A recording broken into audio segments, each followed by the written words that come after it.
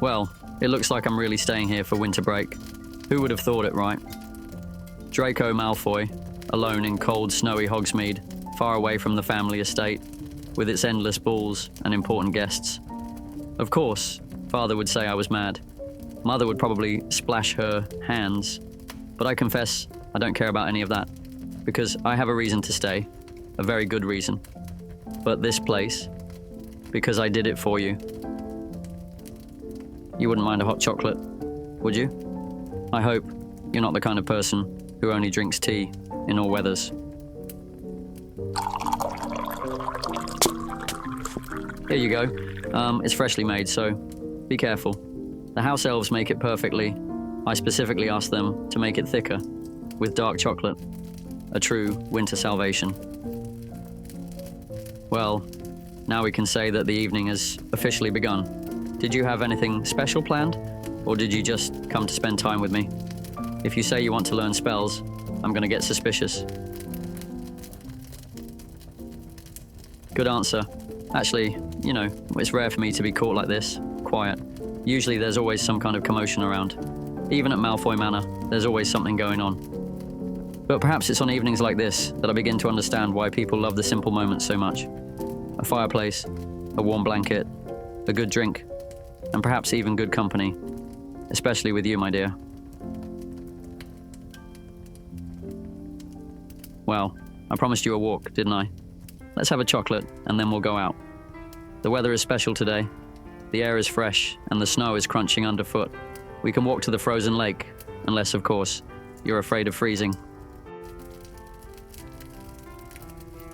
You step out of that warm hut, you feel the frost stinging your skin, but then you get used to it, and the air is fresh, light, and if you do get cold, it's your fault, because I've personally chosen the best option for you.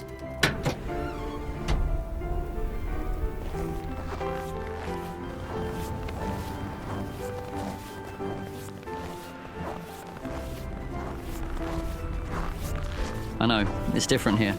Hogwarts is always noisy, and Malfoy Manor is too formal, and here it's just quiet.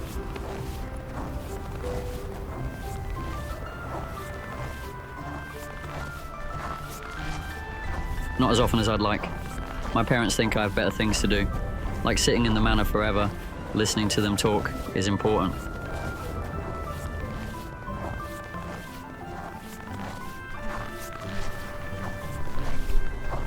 I don't know. Maybe somewhere where no one expects me to do anything special. What about you? Remember when Potter and company went ice skating in third year? I said mean things, I mocked. I acted like I had a right to, but I didn't. You probably figured it out a long time ago, but at the time, I thought that was the way it was supposed to be, that it was normal. But it wasn't normal, and I'm sorry.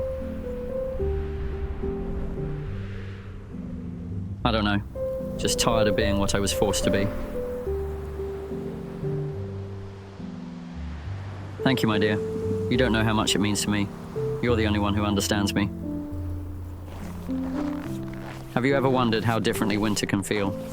How it can be cold, aloof, as if it is trying to push you away, to keep you at a distance, or on the contrary, warm, soft, almost alive, when the snow is covered with a light blanket and the air does not cut your skin, but refreshes it.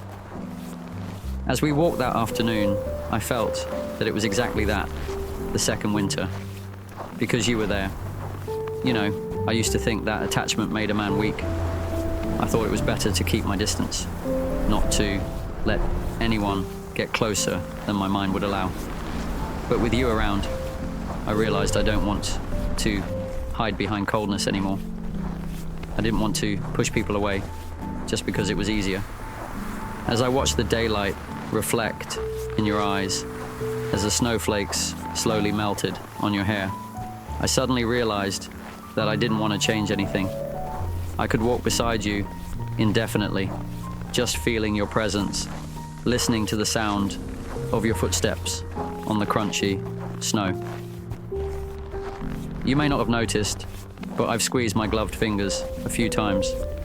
I wanted to take your hand, just like that, no reason, no words, just because your closeness was suddenly more important to me than anything else. It seemed to me that maybe that's what love is, when you want nothing more than to be near someone, when you expect nothing from him but his presence, when even silence feels warm. And then, that night, as we walked through the snow, I realized that I loved you.